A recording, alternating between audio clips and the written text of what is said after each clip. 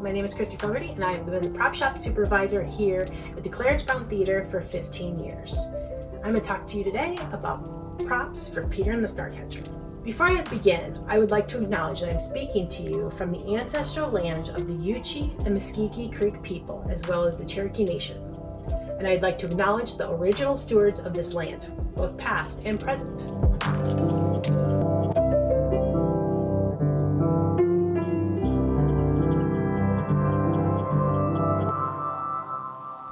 Welcome to hand prop storage. Let's talk a little bit about what we do in the prop shop. I like to use the analogy of the moving truck. When you're moving from house to house, you have a big moving truck full of all your stuff. We are that stuff, except for your clothing and maybe your jewelry and your more personal items like that. So all that stuff, which is like your furniture, your rugs, your curtains, your dishes, all those knickknacks you have around your house, we're responsible for those items. We have to obtain those somehow. So we either do that by pulling from our stock, or we go shopping at antique stores. But a lot of times stuff has to be built from scratch in our shop. We can sew curtains, build furniture, faux painting, crafts, do special effects. I always say we are a jack of all trades, but a master of none. So let's get into Peter and the Starcatcher props. The Peter was a very fun show to work on, but it posed many challenges because it was a very imaginative, creative kind of show that a lot of the props had to be manipulated by the actors. We did use everyday objects, but each object had to do something magical. One of those props was the pineapple.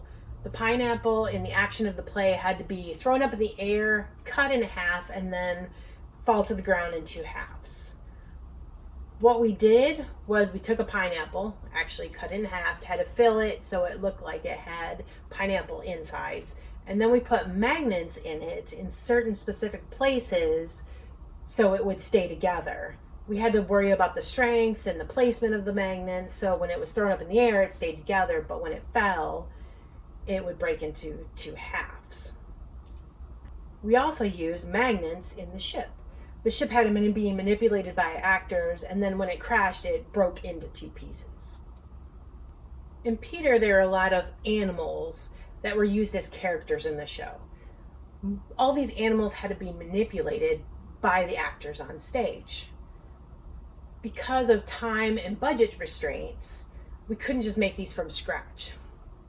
So what I did was I purchased different animals that then we altered to make them function the way we needed to on stage.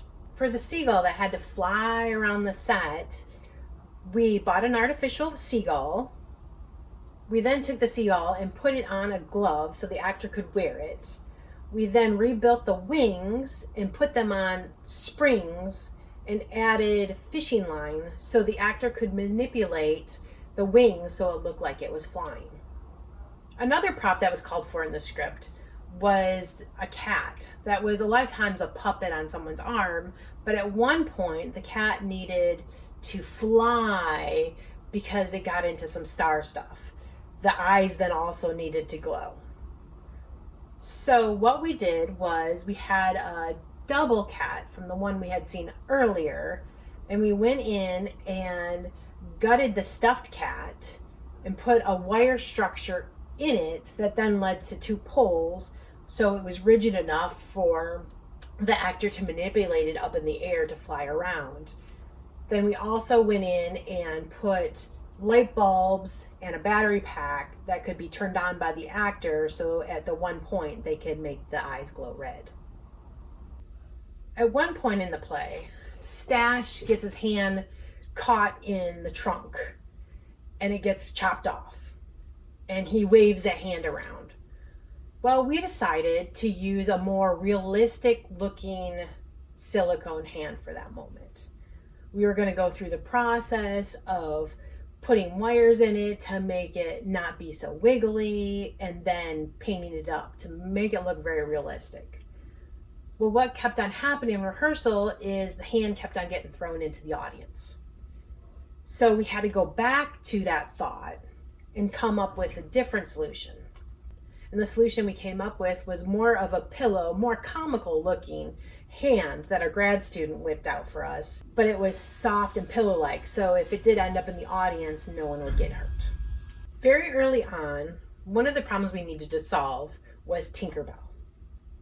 Casey, the director, had done the show before, and she really wanted Tinkerbell not to be so much of an object, but just a light source. So we had a meeting with Casey, Kenton, our lighting designer, and myself, and we were talking about solutions and what Tinkerbell wanted to be. As we were talking, I instantly was thinking about a time we were at Dollywood. Me and my daughter had seen these kids playing with these lights, and it looked like they were throwing them from a far distance and catching them. Upon closer inspection, we noticed that they were these little thumb lights. So me and my daughter bought some for her to play with, more like a magic trick. So I bought some, and the director, Casey, went home and played with them, and that is actually what we ended up using for the show. It just goes to show you never know when you're going to be inspired by something in your environment that you could use later as a prop. One of the very collaborative set pieces, props, costumes that we used in the show was the teacher rock. The director and the designers came up with this idea that it was a rock that the actor would stand behind and have a big tail on it, so it looked like the actor was sitting on the rock as a mermaid. They then brought it to the shops to see if it was something that was doable. So a meeting was called with everyone, and we brought in the actor, who was Terry Weber, and mocked up this idea of the rock. At that point, we decided it was something that we were all on board with and we were willing to try. The next step was our scenic designer, Chris Pickert, took all the information and came up with a plan of what this rock was going to be, the size, and what it was going to look like. After that was complete, the plan went up to the scene shop, where the scene shop made the platform, put it on casters, and piled it up with foam. After that, it went to the paint shop, who then carved the foam to make it look like the rock and painted it to give it its texture. And then after that, it came down to my shop, the prop shop, which at that point I had to decide how I was going to make this tail, what materials I was going to use, how I was going to make it move. I had recently just done the elephant for Around the World in 80 Days, and I really liked the process I used, the patterning and the materials and how lightweight it was and how easy it was to work with. So I constructed the tail with the ideas of how I was going to make it move. So then I put some wires through the tail so it could be manipulated by the actor by a foot pedal. One thing we noticed right away was that it was too much to ask the actor to move the tail at the same time he was trying to perform. So we decided to put the tail on a pole so an actor sitting down below could manipulate the tail, so Terry Weber could then just perform.